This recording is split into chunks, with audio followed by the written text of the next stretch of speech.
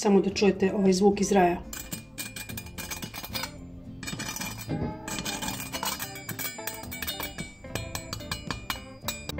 Zdravo i dobrodošli na naš kanal. Za danas ćemo vam spremati, odnosno mesiti hleb koji ćemo kasnije peći u ovoj zemljanoj posudi. Uživajte! Prvo ćemo da pomešamo kvasac i malo mlake vode. Ide pola kvasa, pošto ide malo brašna, oko pola kile. Postavit ćemo malo mlake vode, malo šećera, malo soli i malo brašna.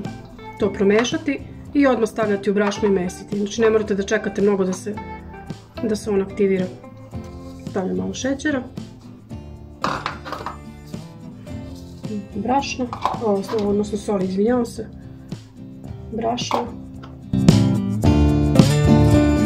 Malo vode. I to blago promešamo da se aktivira.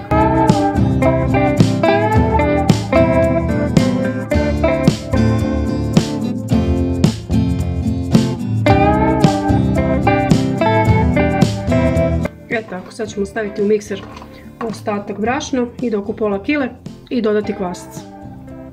Stavljamo u posudu brašna, ide oko pola kile. Stavljamo jednu kašicu praška za pecivo, ovaj kvasac koji smo pomešali.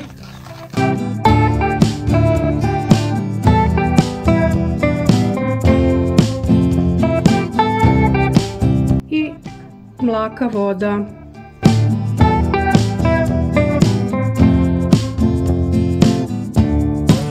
I sad ćemo to da uključimo da se mesi polako i onda kad se umesi ostavit ćemo sa strane jedno pola sata do sata, zavisi koliko vam je toplo, da se testo nadigne.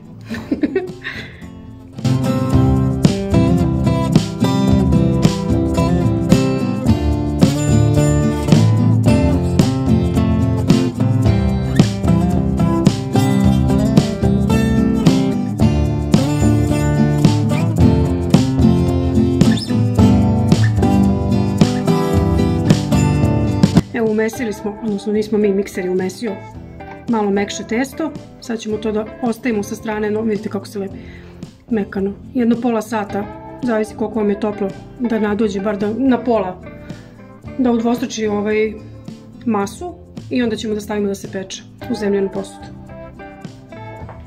Kao što vidite, ne da je naraslo, ne znači da će stane u pekač. Sad ćemo to da malo premesimo i da tutnemo u rernu.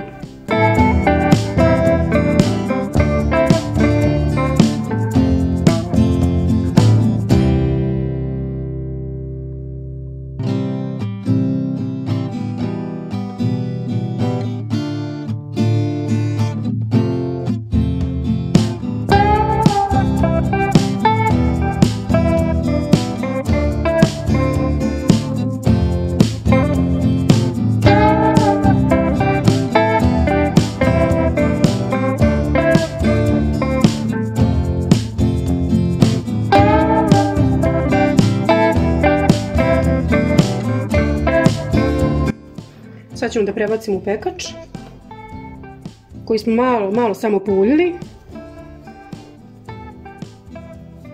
Tako. I malo ćemo samo da zasečemo. Malo samo da zasečemo, bit će lepše kad se ispeče.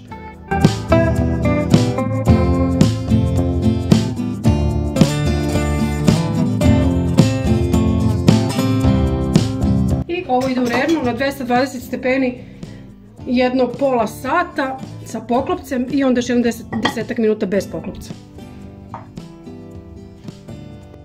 Evo, peko se hleb jedno pola sata, sad ćemo da sklonimo poklopac, vidite kako je divno narastao.